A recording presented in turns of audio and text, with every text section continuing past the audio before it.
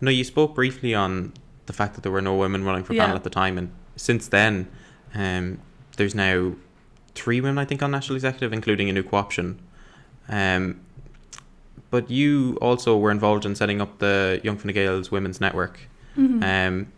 Do you want to walk me through a little bit about that? Because I'm not 100% clued in on it all. So the last National Executive had a women's network, but it was very tough work because there was only 2 people trying to coordinate and run it. So the advice I was given from my predecessor was to set up a committee and then do the women's network. So that's what I did. I went about it with myself and Susan, the other woman on exec, and we set up a committee, and it kind of went from there. We've had 2 events. It's been fantastic, and I hope it just kind of goes from strength to strength because we need more women in politics, and hopefully this will be a good kind of vessel to do that. Yeah, and from your experience as well, at least from a YFG perspective, and I know the main parties always get a lot of flack for not running enough female candidates. Do you feel that that is something that is being addressed now at a youth level?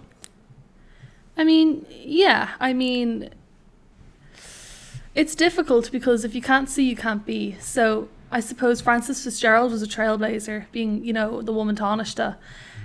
But if young girls can't see what they could achieve, then they won't join. So it's letting them know that there is a career path for women, that we'd love to see more women, and it's getting them involved. I think it's changing people's attitude in the organisation as well, because I remember when I was approached to run, I was like, I had 1001 reasons not to run, but if you asked a man, they would just say, yeah, absolutely, and they just go for it. So I think we need to change our culture, our approach, just how we go about it, and realising that we do need to step up to the plate and take lead on leadership roles, for other women as well as yourself. So yeah, I think it's important that it starts at a youth level, but obviously, it starts with quotas, I suppose. They have been successful. It's not the best approach. You would like just women just to run on their own bat, but hopefully when we achieve equal representation, when we reach the 50%, we won't need quotas anymore. It'll just be kind of embedded in society. Mm-hmm. You talked a bit about Frances Fitzgerald, and it is always really interesting because I remember you set up an event in Leinster House for women in politics, and it was so surprising just to hear that, I think it was 3 out of 4 of the people on that panel had all worked for Frances Fitzgerald. Now that probably says loads about Frances Fitzgerald having loads of people working for her all the time, but it is very much something that, from my perspective as a guy, you don't really think about that much. But it was enlightening to see the impacts that one person can have on so many people, specifically a woman. Do you think there's anyone now that is kind of living up to the same legacy, inspiring not only yourself but other people in Fine Gael and young Fine Gael as women to get involved in politics?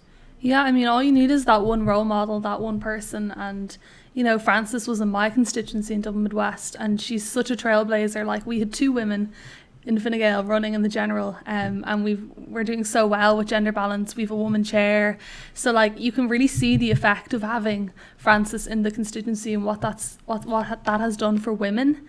I think there's many people you can look up to. Josepha Madigan being a minister, Regina Doherty.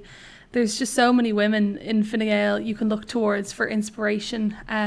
So yeah, it's very exciting to see what kind of the next generation of women will bring to Fine Gael, for sure. Mm-hmm. And I suppose questions only kind of coming to me now, and it's quite apt as well that we're sitting in front of all the former Taoiseachs, or Taoiseach, who are all men. Is there anyone in particular that you think coming forward would be possibly the first female leader of Fine Gael and the first female Taoiseach, maybe?